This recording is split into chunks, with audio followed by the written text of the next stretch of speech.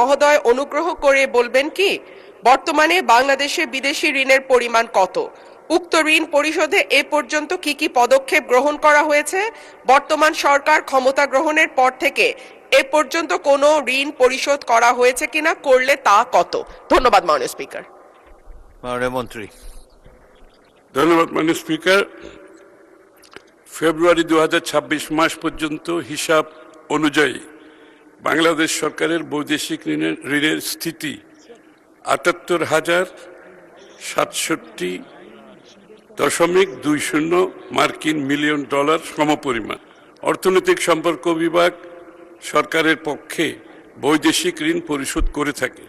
প্রতি বছর বৈদেশিক ঋণ পরিশোধের জন্য ঋণের আসল ও সুদ বাবদ সম্ভাব্য মোট ব্যয় কত হতে পারে তার একটি প্রক্ষেপণ তৈরি করা হয় এবং সেই পরিমাণ অর্থ ঋণ পরিশোধ বাবদ বাজেটে সংস্থান রাখা হয়। বাজেট বরাদ্দ ব্যবহার করেই সারা বছর পরিশোধ সূচি অনুসরণ করে ঋণ পরিশোধ করা হচ্ছে।